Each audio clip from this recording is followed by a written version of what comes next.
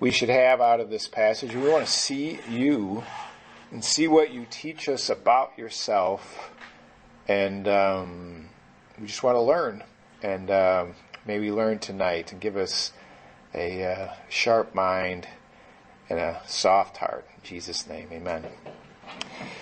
All right, Genesis chapter 16. Hopefully we're familiar with the story. This is about Hagar. Hagar is the handmaiden because Sarah came up with the whole plan that she'd have a kid through Hagar. She didn't ask God.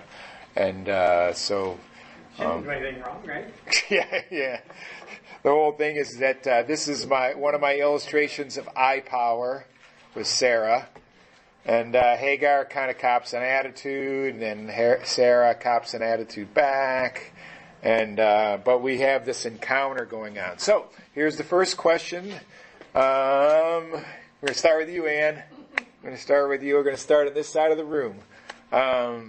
Where is the first place that the word angel is used? Yeah. Melech. That's the Hebrew word melech. Hebrew word for angel? Yeah. Abram and Sarah. Right here. Yeah, that's what I thought. This is the first place. Okay, yeah. Now, think about this for a minute. We've talked about angels, Satan, but he's never mentioned the word angel. And this is the first place. Okay, and who is this? We're going to find out, but I think we already kind of know. But it's interesting to know, and I want you to be thinking about this. Why is the first reference of Melech referring to the pre-incarnate Son? That's an interesting. Pre-incarnate Son. Is that the one? Jesus. Who appeared, yeah, no. Is that who appeared to Hagar? That's what we're going to find out. We're going to know. You're going to find out here, right? But if it is, then this is the first occurrence. So it says, but Abraham said to Sarah, behold, your handmaid is in your power, doest. Oh, well, we don't need that one. We're at 7. 7. So the angel of the Lord found her by a spring of water in the wilderness by the spring of the way to Shur. Let's just give background, just give us some summary points on there. It is called. Who is this called? Who is it called? The angel. Yeah. So this is the first occurrence of the word. What does the word angel, melech, mean? Okay? That's one of the things we're going to talk about. What did it say about this word is Yahweh right here. So it is the melech of Yahweh. Okay? So, but isn't it when Jesus appeared in the creed, form, whatever? Didn't they capitalize the A? Angel. Who's they? Huh? Who's they? The translators. We are the they. I mean, to know, but you can know the difference between the angel and then. Would they be interpreting it instead of translating it then? Yes, that. So we have to discover that that's what it is. Okay. So first off, it says that the angel of the Lord, or angel of Yahweh, found her by the spring of water in the wilderness. Okay? So we know. So, first occurrence of the word angel. And Melech can refer to what? We're just testing your knowledge. You don't have to know this. What can this word be used for? Melech. This is what it looks like. Over here. M-A-L-A-K. Melech. You want to try in? We know it's used for supernatural angelic beings, right? You got that one. What about any others? Well, it says a messenger. Yeah, so the thing is it's used of ordinary human messengers. Okay? That's how it's used. If you want me to show you, I could show you, but It's like somebody was sending a message back to the king. Like this is I'll give you the verse. Then Jacob sent messengers, Melech, before him to his brother Esau in the land of Shur. Jezebel sent a Melech to Elijah. Yeah, I don't think it's an angel. No angel's going to be listening to Jezebel. So it can also refer to priests. It says, for the lip of the priest should preserve knowledge, and men should seek instruction from his mouth, for he is the Melech of the Lord. But that's almost kind of a synonym with a messenger, right? So, well, messenger, yes, that's one messenger. He's a messenger, okay? But we also have the idea, the spies were messengers in Joshua. But if you talk about a priest, I mean, there's other functions of a priest other than, like, Yeah. What aspect is it talking about? Right, that's what we're going. I'm going to give you kind of a definition. We're going to actually look at it. It's right here. So you have on the side here, it says messengers, prophet, priest, the cosmic wind. You have, but it's also for a prophet. It says then Haggai, the messenger of the Lord, the Melech. Yeah. Could it just be as easy as like the sent one? Wow. That's exactly. Does it sound like something in the New Testament? Yeah. Yeah. Kind of interesting is that it is. So this is the definition I got: messenger, representative, courier, or angel. Messenger is an inadequate term for the range of the task carried out by the Old Testament Melech. There were to carry a message, to perform some other specific commission, to represent more or less officially the one sending him. See that? What? And it says there is both human and supernatural. The latter included the angel of Yahweh.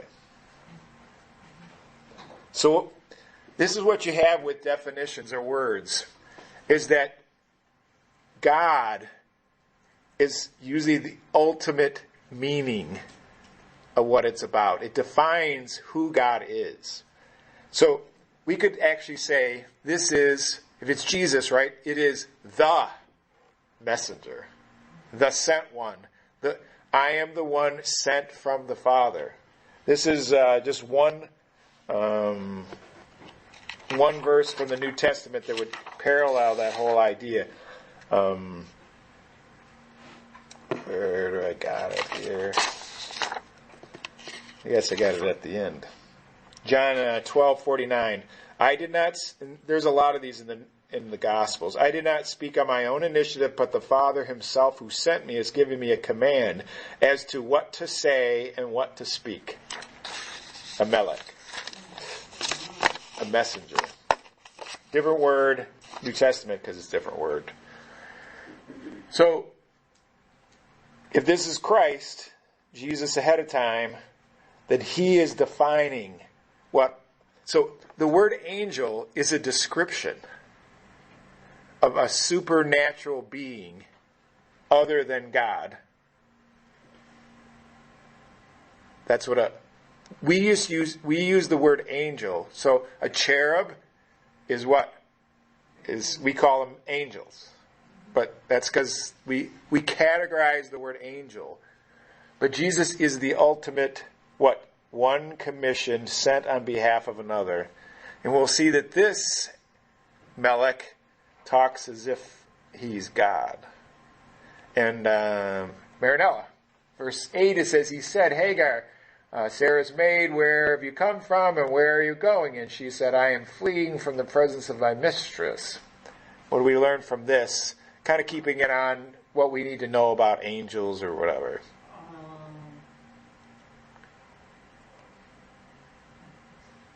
I guess the way he kind of spoke more with authority, like, on the scene. And what does she not answer?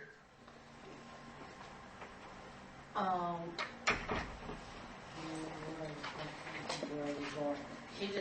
She didn't answer where she's coming from. Because she has what? She has nowhere where she's going. Right? Nowhere is she going. The only way you don't think it's just fleeing from Sarah, but it doesn't really specifically say Yeah. where it's from. Yeah, but she's fleeing, but she doesn't have anywhere to go. Okay? Now, so we understand, we'll get a little farther down. I mean, we can go to some, I mean, would you want to first go to angel, the God version, angel of the Lord? Is there an angel of the Lord that's actually divine? Okay? So if is this one of those rhetorical questions that the angel's asking? Yeah. Yeah. The idea is that you'll find out. It just helps her to think about. She has The angel nowhere. knows the answer. Yeah, she doesn't know where she's going. So, because she's just running away.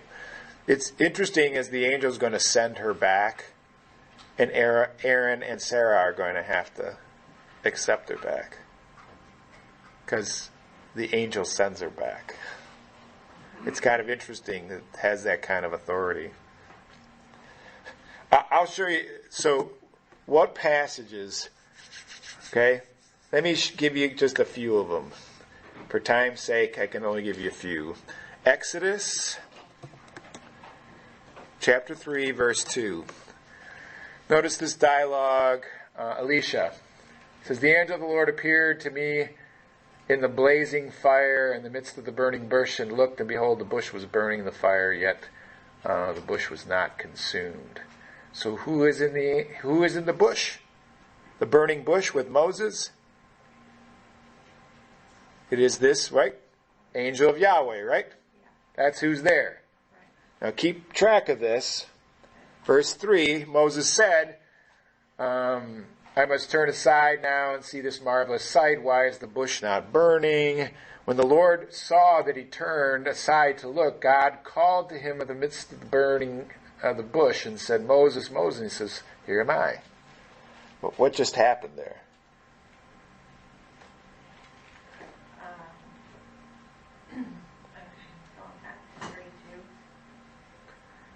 So you first start with the angel of Yahweh, right? Now you have Yahweh. That's the capital Lord. Right? Okay, so somehow he's in the bush. He appears in the bush. Right. The Lord seems to be talking in the bush. Uh-huh. And God is calling him in the bush, Elohim. Okay? Uh-huh. So is not the angel of the Lord Elohim? Is he not Yahweh? And that's... No, I think he is. Yep. And then look at this. Then he said, "Do not come near here. Remove your sandals of your feet, for the place on which you are staying is holy ground." So you see how they're mixing? Right. The angel of the Lord, the angel of Yahweh, the Melech of Yahweh, the messenger of Yahweh. That's a little different. That's a lot of authority going on there. That's a lot of focus. And this is important because when you get to this, look at this. Remember Jesus says, before Abraham was, I am. Look at this. God said to Moses, this is still the same conversation, you know.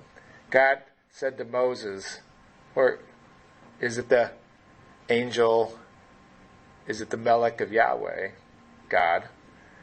"I am who I am," and he said, "Thus you shall say to the sons of Israel, I am has sent me to you." So you see what you have is a Trinitarian discussion going on. You have this Trinitarian, this overlap between this descriptive sent messenger of the Lord and Yahweh. It's kind of like Son of God. It's deity. You said in another verse you used the word Elohim. Isn't that plural for all three of them? Yeah. Yeah, this is the one, I think. It's Elohim too. Yeah, Elohim. So all this is referring to The Trinity. God the Son. Well, it's almost like let us. It almost comes across as this us thing because it's intermixing the term Elohim, Yahweh, and angel of Yahweh. They're all mixed together. And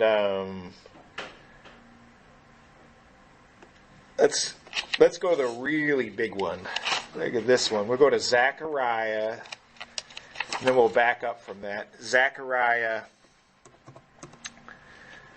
chapter 1, verse 15. Verse 12, sorry, not 15. Sue says, the angel of Yahweh, Melech of Yahweh, is said, O Lord of hosts, how long will you have no compassion on Jerusalem, the cities of Judah, with which you have been indignant these 70 years? That's a pretty tough little thing to unravel here. What do you think you get out of this? Who is talking to who, and what is he saying? Well, the angel of the Lord is talking. What form of talking is it? Like, is he making a plea? Is he demanding a thing? Is he making intercession? Is he... I would say he's making intercession. Yeah, it is. And look at this. Do you have another one? Dan? No, Look at this one. Jump over to Zechariah 3, and you'll see it again. Then he showed me Joshua, the high priest, standing before the angel of Yahweh, and Satan standing at his right hand to accuse him. Who's making intercession? The Lord said to Satan, the Lord rebuke you. Satan, indeed, the Lord who has chosen Jerusalem rebukes you. Is this not a branch plucked out of the fire? Same intercession there, isn't it? Joshua was clothed with filthiness and standing before the messenger, the sent one.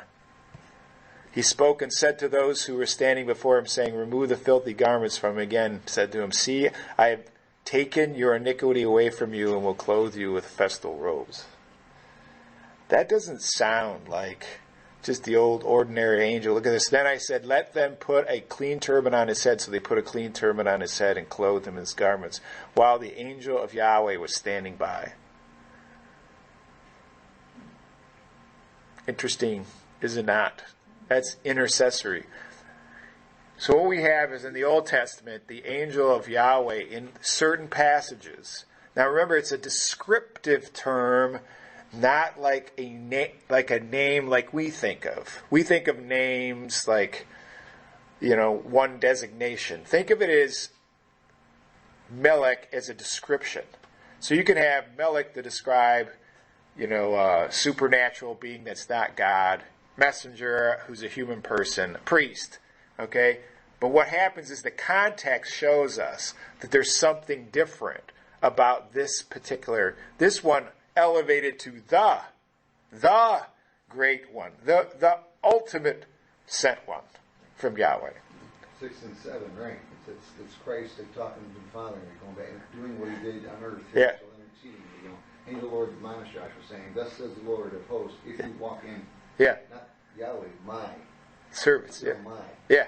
If you walk in my ways, and if you perform my service, then you will. You see this this Trinitarian aspect comes out. You say there's really, and we use the word Trinity, but the idea of the Godhead. The Godhead is viewed through the Father, Yahweh, and the angel of Yahweh, the messenger of Yahweh. So if you take out, I use Melech because I'm helping to describe it. It takes your word away from only, when you think of angels, the only thing you think about, what? Wings and, supernatural being. Technically, they may not all have wings, so only the cherub, and then they have 6 wings. So you have to think about 6 wings, but they're not really the one. And then you got the bad angels out of the abyss. They don't look anything like the typical angel. Tail like a scorpion, and looks a little odd. Okay. The places where it actually describes angels, they're very different than what we perceive them to be. All right, so I'll give you another strong one in Judges. Judges chapter 13, verse 21. It says, now the Melech of Yahweh did not appear to Manoah his wife. Then Manoah knew that he was, the Melech of the Lord. And let's back up to see what he asked the angel. Here's a question. And the Melech of Yahweh, the angel of Yahweh, said to him, why do you ask my name, since it is wonderful? Wonderful. Have you ever heard of that phrase? Yeah. His name is wonderful. And then they go on to realize that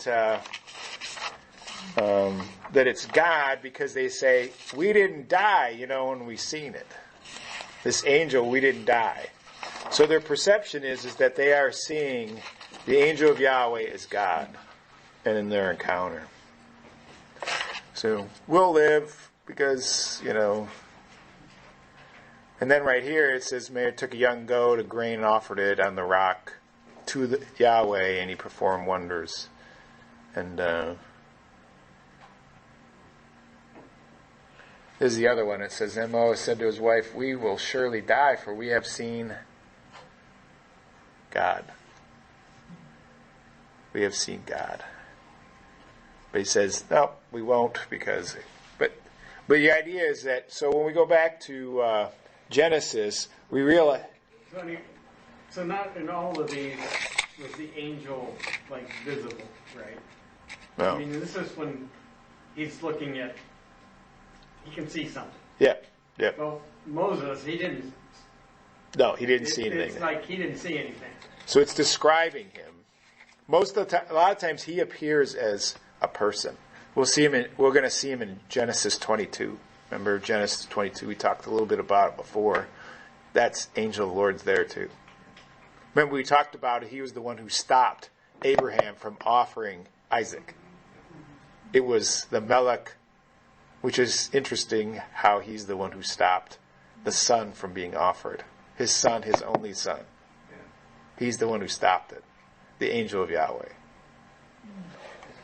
Which is, I see as in these passages as Christ. He's also the one who stood before Balaam. But again, sometimes it doesn't tell you enough from the context if it's divine, even though it uses the angel. So you could have an angel, you could have the angel, and you can have a angel, and you don't really always know the difference. But what you're doing is you're seeing you have this idea that you might be seeing the divine in it. And we're going to find more in Genesis, because it actually, I talked a little bit on Sunday morning, but it talks about that Jacob says, the angel who redeemed me. The angel who redeemed me. He's not talking about... And that's actually the word for kinsman redeemer. The same word for kinsman redeemer. It's an unusual word. So, but we'll get to that. We don't want to get too far ahead of ourselves. We always want to get ahead of ourselves. I'm already way ahead of myself. So, we're going to go back to, let me give you this. Let's do this. You think, let's go to Psalm 34:7.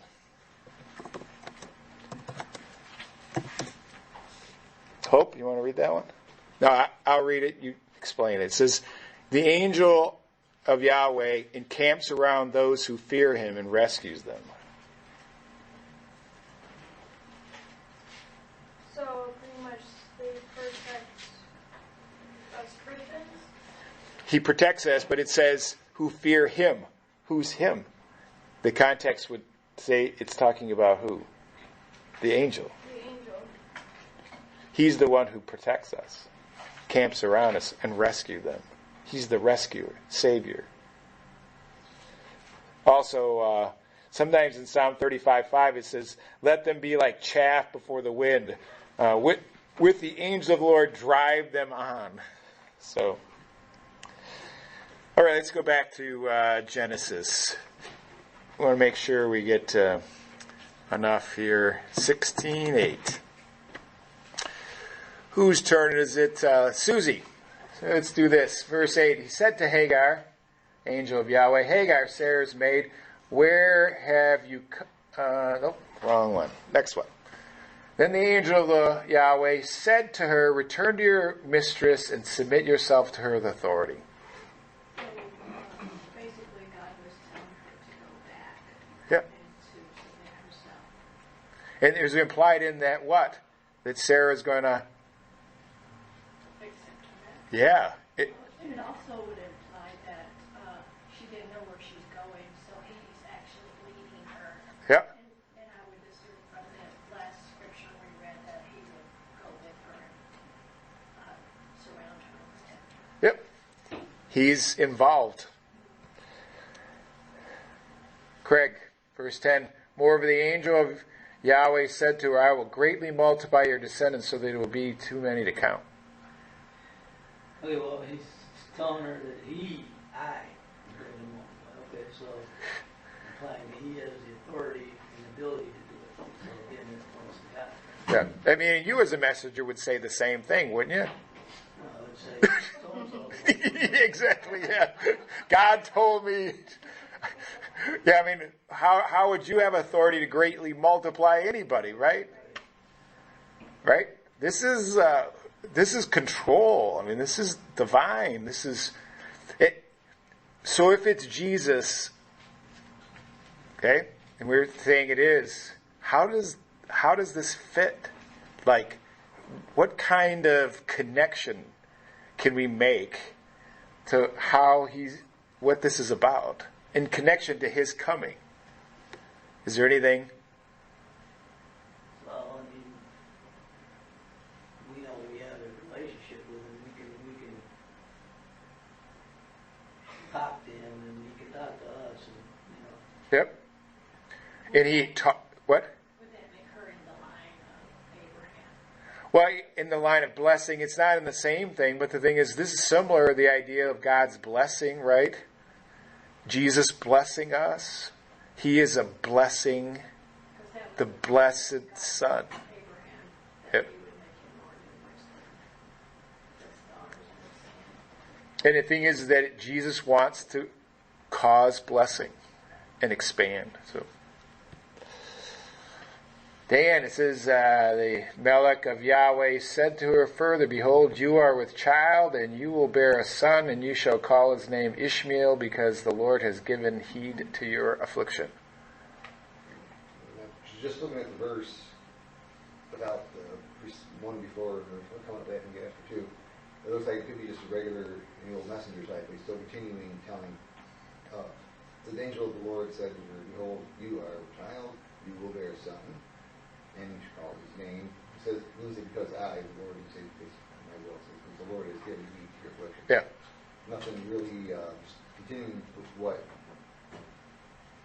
The previous one. The previous part, yeah. Yeah, you get the feeling like, is he talking for himself or is he talking for somebody else? I mean, like the angel that visited Zacharias had a similar tone, but not the same. The idea I will multiply you. Is he just speaking for God? But what you do is you get this kind of veiled, kind of like, there's something a little bit more to this than just, and that's what it's intended. And she's actually the first person that encounters the pre-incarnate Christ. Kind of you'd think, special place. This is pretty significant.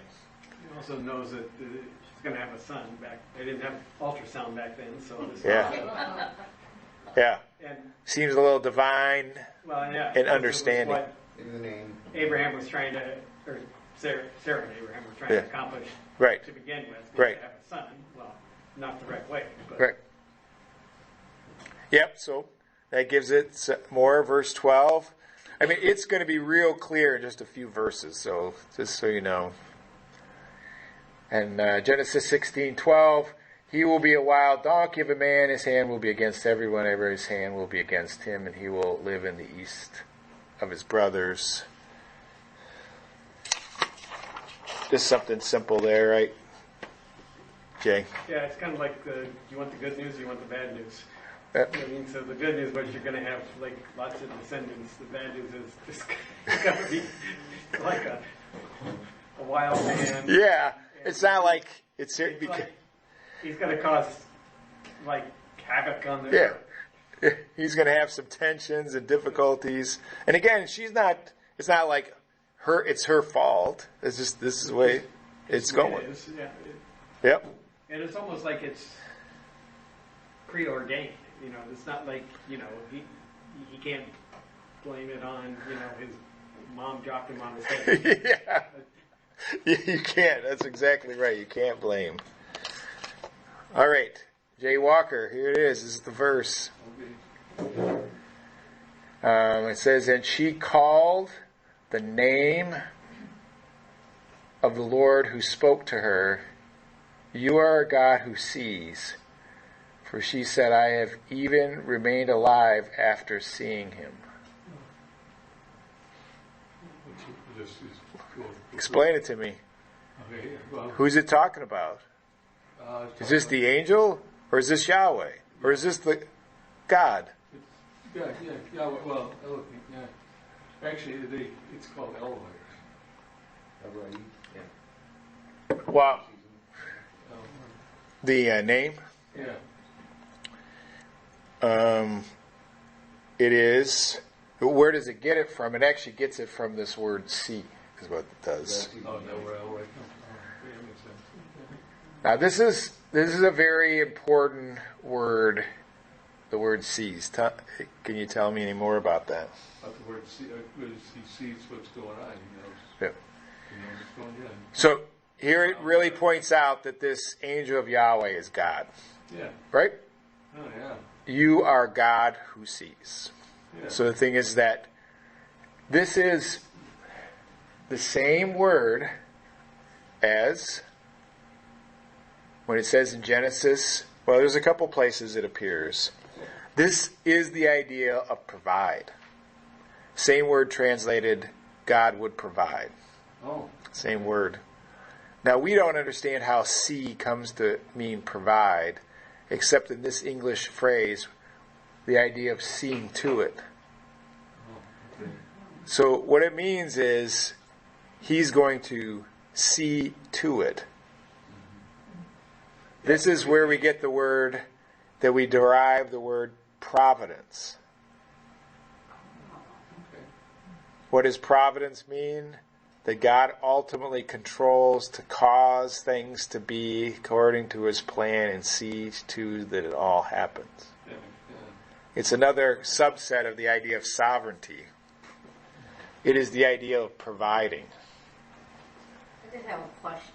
Yeah. Hagar was Egyptian, so she was raised with all those false gods. So what does, somewhere along the line, she had to learn about Yahweh. Hmm? Probably from Abraham. Yeah. Probably from them. And right here she finds out about him. Right here. Right? I'm just amazed at how Yeah.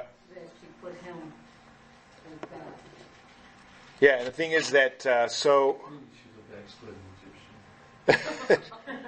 what was Abraham before he became what was Abraham? He was, what's that? An idol worshiper? Oh, probably, yeah. He was an idol worshiper before he met Yahweh. Uh-huh. Yeah. He was in Chaldees. It says, he worshiped Ur of the Chaldees. He was a okay. First killed him. So, and It says on there where she says, "You are a God who sees." Does that imply that she believes in more than one God? Oh, yeah, a guy. There you go. she's describing it. She's just it's just descriptive. You're the type. So what you have is when you used a, what's the difference between a and the? What's the grammar? Love. You are the God. Right. When you refer to the, you're referring to the idea of the like, it's defining, like, it's kind of like, you're the man. Okay, right? It's not describing being a man, but if I say, Craig, you're a man, what does that say? Right. So all it is that, Craig, you're the man who sees. Doesn't mean that you're No, multiples. but he's saying, you're a man, a guy, I got it. Yeah, you're in a sense, you're the kind of God who sees and provides, as opposed to what? Any of the other false gods who don't provide. Well, Yeah. I was wondering if it meant like like the Trinity, like a God. So like the three in one. Not like a false God or a different God, Yep. but just the Trinity itself. So how are the other translations translate that? Anybody have a different one? What? Mine's the same. Yeah. ESV. NIV says you are the God. Yeah. Yeah, so it's just a translation difference. It's still identifying the truth. And so some questions. Why might this be the first usage of the word melech that is eventually going to be used for angels? So we have to define angels. Angels are what? What are angels? So an angel, we are defining, normally the word angel is to define a created supernatural being. Right? That's the normal thing. Okay? Who is the apostle?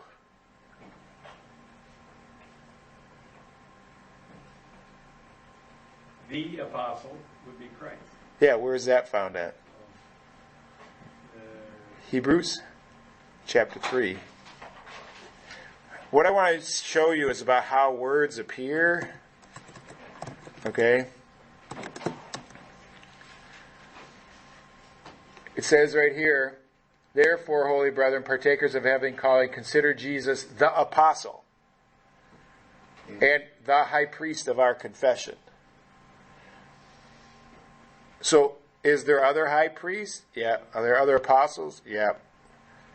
So, all the angels, this is important to realize, all the angels who are not God are describing what God is like in some way, in the task that they do. Yeah. It's like the firstborn from the dead, even though Jesus raised the prototype, that's the preeminent one, the main part. Yeah. Others have, but he is the one. The difference, everything else points to what he did. Right. And this does the same thing. So what you have is you always have, who is the ultimate man? Jesus is the ultimate man. Like this, he is the apostle. Was there 12 apostles? Yeah. Were there lots of other people sent? Yeah, there were. But he is. So whatever the apostles were, and whatever good thing that the apostles did, really pointed out to what Jesus is. Remember, he says to them, I have been sent, and then what do I do to you? I send you also. It starts all with him. So these characteristics in which God is defined, so when we look at angels, there's something about angels just like there's something about man. What does this Genesis 1:26 tell us? Genesis 1:26. Then God said, let us make man in our image according to our likeness. What is the original image? Jesus. Right. It says in Colossians, right? He is the image. And what are we like?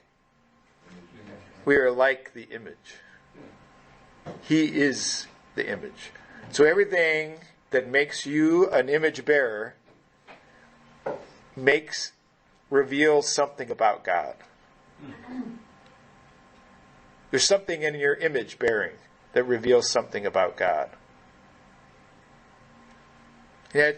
So what happens is these titles, references, are ways in which to explain who God is.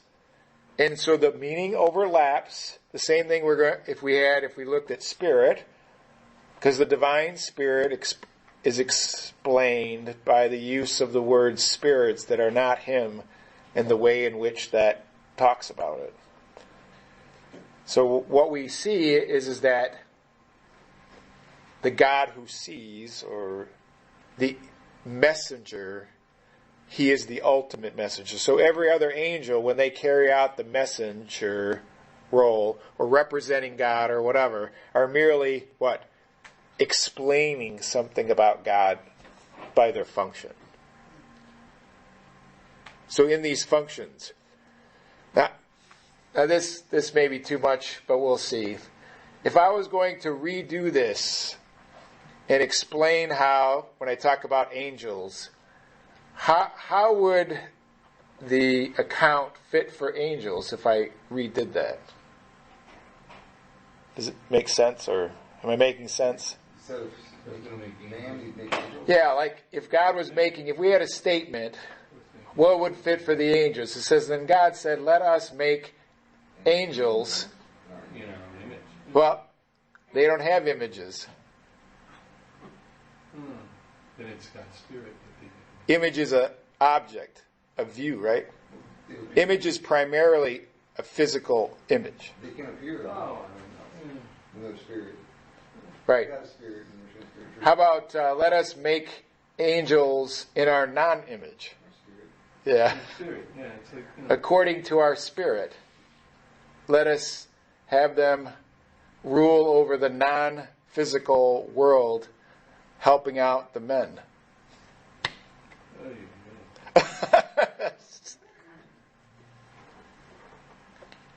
I mean, part of it is that the angels are a reflection of God. But they reflect Him what? In the spiritual. They're prominently spiritual, right? And small-time physical. Are we spiritual? But we're mostly physical, see? So, in a sense, I think angels reveal the non-physical side of the divine being. They don't have to fight with the fall within themselves all the time.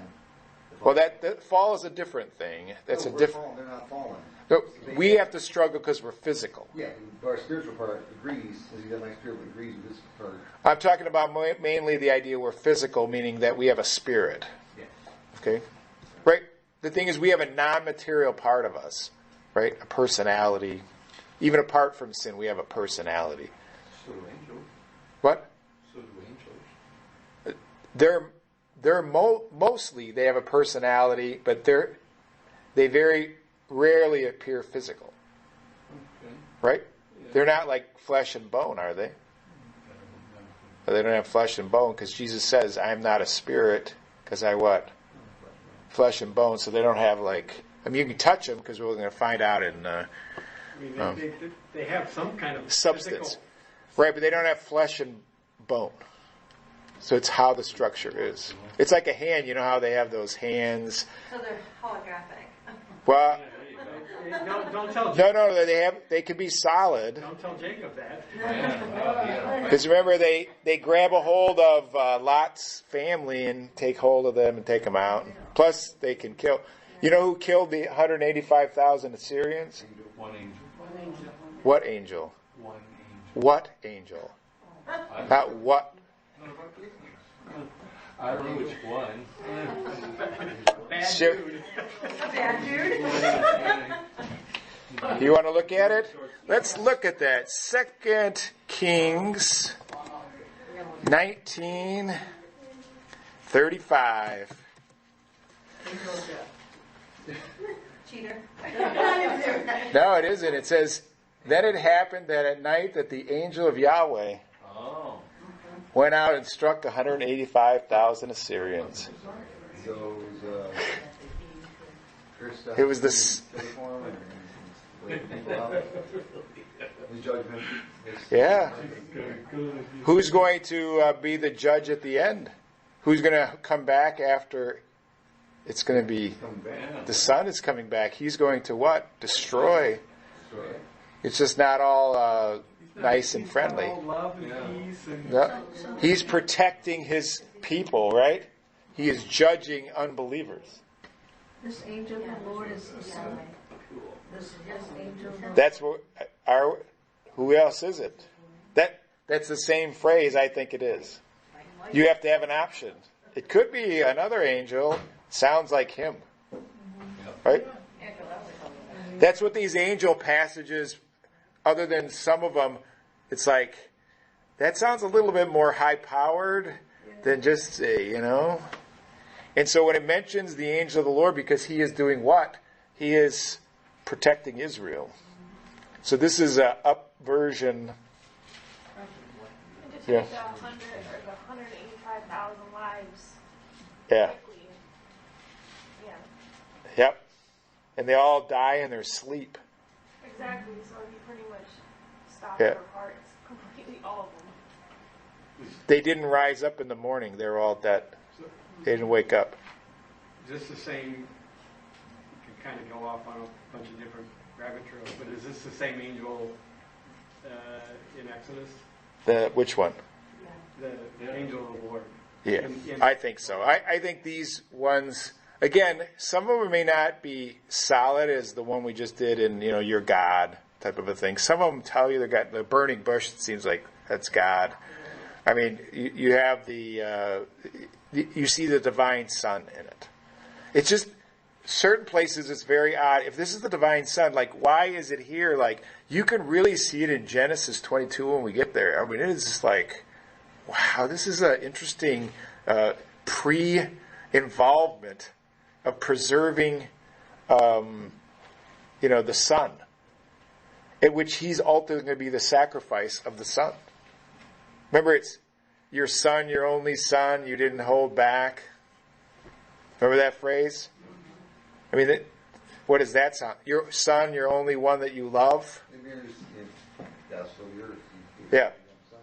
And the whole point is that he didn't withhold his son, even though Abraham was stopped from offering his son. There's a play on it. And the angel of the Lord does that.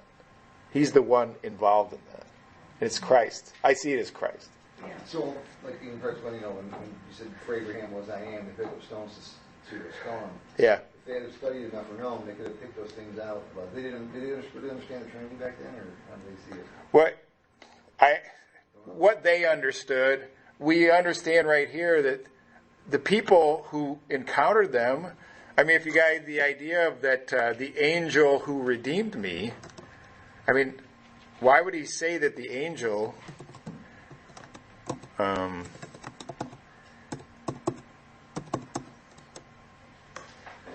it says, and the angel who redeemed me from all evil. Bless the lad and may my name redeemed. What do you mean an angel of the Lord who redeemed me? Did he rescue me? But he doesn't use the normal word just like rescue. It's the first occurrence of this word, and this is the kinsman redeemer word. This is the avenger of blood word. This is the same one. Okay, this is the same one. This is your advocate, your, the person in your family that can represent you. Mediator. The one who can rescue you out of debt. Yeah. The one who can purchase you. Ransom to, Christ ransom to, Yeah. But here it refers to the messenger, right? The messenger who redeemed me from all evil. Another veiled, I see as a veiled reference to Christ. They're called in a theology term, they're called a Christophany. That's the word they use for it. Christophany. Pre-incarnate, they call it, pre-incarnate view of Christ. All right, we only have enough time, I think, to start the next part. Let's go to Genesis 18. Genesis 18. I think we're going to start. It's not on our list because it's kind of like before. Let's see. This is the encounter. It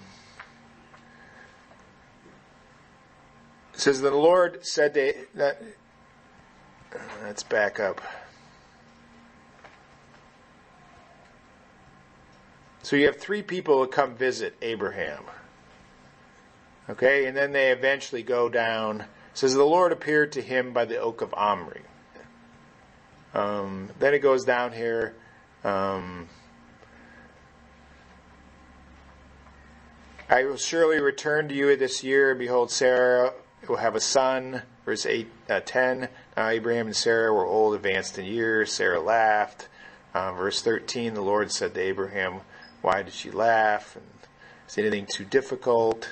Sarah denies it. And then verse 18, the men arose up from there and looked toward Sodom, and Abraham was walking with them to send them off. The Lord said, now, it's interesting.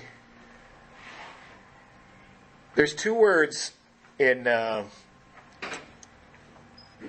you can refer to somebody in the Old Testament as Adam, which is connected to Adam, like mankind. Or you can refer to somebody as a male. Okay?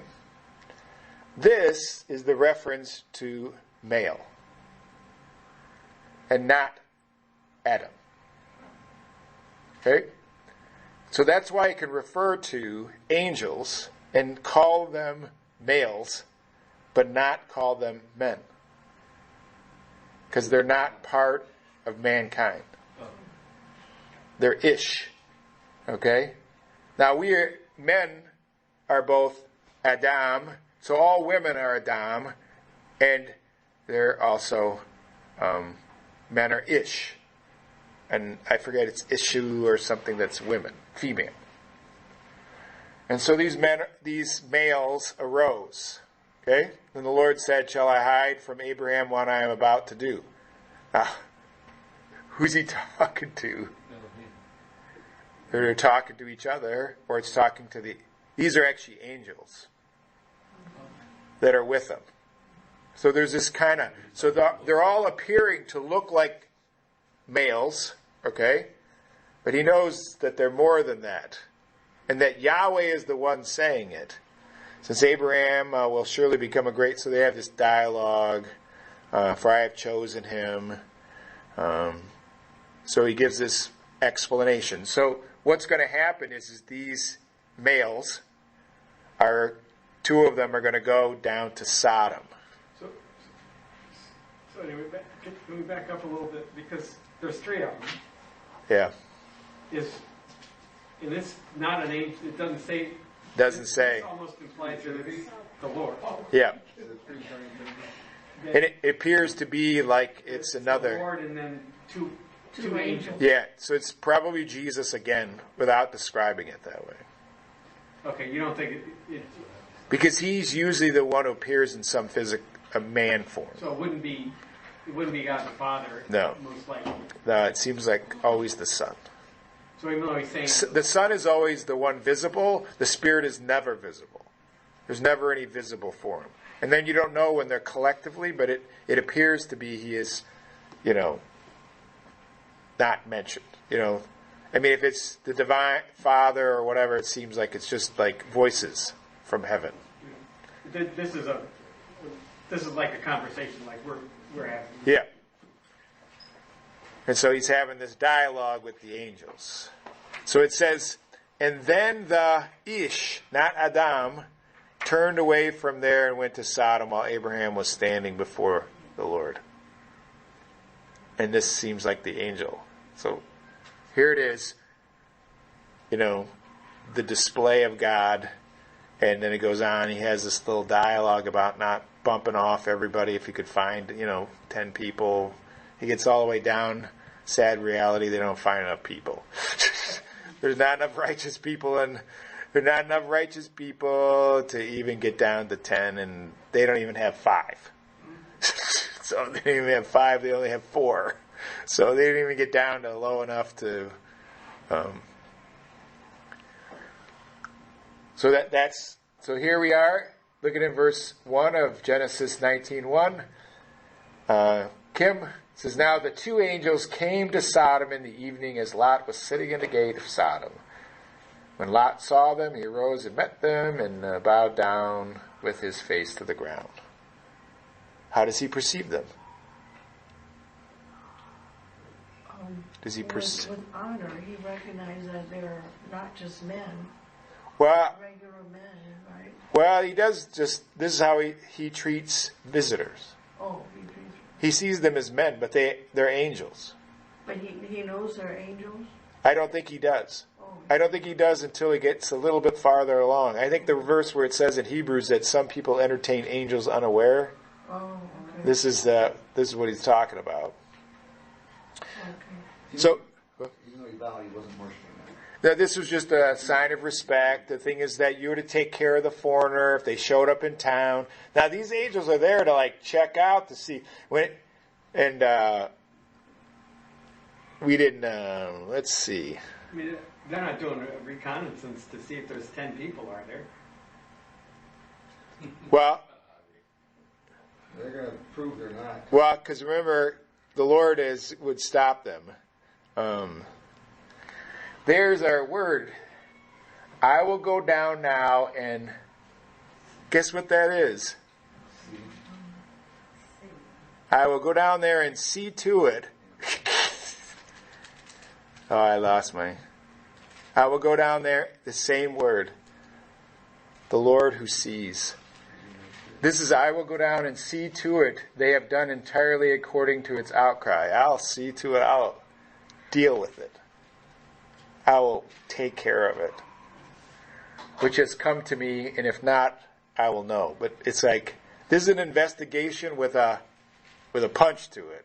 This is not just, this is like, we're going to deal with it. So, back to chapter 19. Verse 1, he says he's sitting in the gate, and Lot, just asks friendly. And it says, and he said, now behold, my lords, please turn aside into your servant's house and spend the night and wash your feet. Then you will arise early and go on your way. And they said, however, no, we'll spend the night in the square. And what does that tell you about these angels? Does it give you anything, Ann? They were on a mission, and so they were not going to be turned away from their. Does it appear like they were just men? No, they were more than men. But does he dialogue as if they're men? He invites him into this house, right? Right. They're taking care of strangers. Yeah. So he just comes to the street, and you could get the sense that they're more than anything, but we only know they're angels, but he doesn't quite know until the angels blind those people trying to get in. Marinella, verse 3, yet he urged them strongly, so they turned aside to him and entered his house, and he prepared a feast for them and baked unleavened bread, and they ate. Does that sound like they're men-like? Right? Yeah. Most of the other angels who appear in shining, like Zacharias, usually what you do is feel what? Yeah, like you're going to die, this is not going to go well, I am in bad shape. It appears that they just appear like men. And this is one of the occurrences. Can angels appear like men? Yeah. Just because you don't have flesh and bone doesn't mean you can't appear. Okay? Yep, he treated them as what? As if they were men. Verse 4, Elisha, before they laid down, the men of the city of men of Sodom surrounded the house, both young and old, and all the people in every quarter. And they called Lot and said to him, where are the men who came to you tonight? They called them what? They called them men, males. Bring them out to us that we may have relationships with them. Are they going to have a handshaking time, or are they going to have do a square dance? I don't think it's that kind of relation. Right. So what do we learn about this angel encounter? We know with Lot. What are the people? The people seen as what? They didn't say they were angels. They just said, what do they treat them like? What? Well, they were different, but they stood out. They may have been very attractive. Okay. Yeah, they're beautiful. I mean, anybody who lived in that time who didn't wash very often, I mean, everybody else stunk, everybody else looked bad, was dirty, unless they washed every day, and so these guys were good. They were shining. Their clothes were probably clean, too, which was unusual. Show up from out of town, walking out in the street, and you look clean. One last verse, it says, Sue, but Lot went out to them in the doorway and shut the door behind him. What's he going to try to do? Now, well, back up here. What do they do? We know what relationship they're trying to have, right? This is homosexual. They're going to try to rape him, is what this is. homosexual relationship. And Sue and Lot went out to them, the doorway, and shut the door behind him. And he said to him, "Please, brothers, do not act wickedly." It's funny that he was grabbing him. Right, but they wanted, somebody else. Maybe they looked very young or whatever. I don't know. What, Sue? What do they want to do? They're wicked. Yeah, they're going to act wicked, right? And Lot's going to go out there to try to reason with them, try to stop. He's kind of the town hall guy, and he says, "Come on, man, don't do this wrong." You know what they tell him, Susie? Verse 8: "Now behold, I have 2 daughters who have not had relationship with men. Please let them bring them out to you and do with whatever you like. Only do nothing to these men, in so much as they have come to the shelter of my roof." It seems like there's a lesser evil. Yeah, he makes a really bad choice, doesn't he? Yeah. This is because he's lived too close to Sodom for all of his life. So he really makes a stupid, right? Or could it be seeing how big a deal these people are? He could be, but they don't want that, And maybe he knows they don't want that. Yeah, probably. I'll give my daughter, you really don't want that. Yeah. Not the way I can. Craig, says, but they said, "Stand aside." Furthermore, they said, "This one came in as an alien and already is acting like a judge. Now we will treat you worse than them." So they pressed hard against Lot and came near to break the door. So they're saying, this guy's not even really one of us. He comes a stranger and he's trying to tell us what to do. So where does he live? Inside the city or outside the city? I'd say inside. Yeah, he lives inside. This is the way people respond in judging, right? They always blame, "You're just not one of us. That's why we can treat you like a jerk." Right? Now they're wanting to treat him worse than they were going to treat them. Yeah. So this is how you do. If you confront somebody's wickedness, right, then they attack you. And then they get, verse 10, the angelic whack. "But the men reached out their hands and brought Lot into the house with them and shut the door. They struck the men who were at the doorway of the house with blindness, both small and great, and they wearied themselves trying to find the door." I think he figured out what? Angels. These are not men anymore. He thought they were men. The thing is, if you had angels, I wouldn't be going out to talk to the neighbors if they were violent. Send the angels. I wouldn't have said, "Well, you kind of come in the house." If they're angels, man, they're going to whack anybody who gets close to them. They're not going to treat them bad. They're angels. But he didn't know they were angels. And he wouldn't, it's not like he really would, he would have just known something was really different about it. Yeah. There's not lots of track record to go on for him. Yeah. How many angel encounters are there up to this point? Just 2 or 3. Right. Last real angel other than the angel of the Lord was the cherub, right? We didn't see him since, Genesis 3. Right? The cherub is the only other angel. This is the first encounter with Abraham. The angel, and the angel of the Lord stayed. And so here angels walk into town. It's not like you say, yeah. If an angel appeared in here, we wouldn't know unless he would turn on the light. Like if he just appeared like a man, we wouldn't know exactly. We'd go up and touch him, maybe. That's why Jesus says, "Touch me, see that I'm flesh and bone."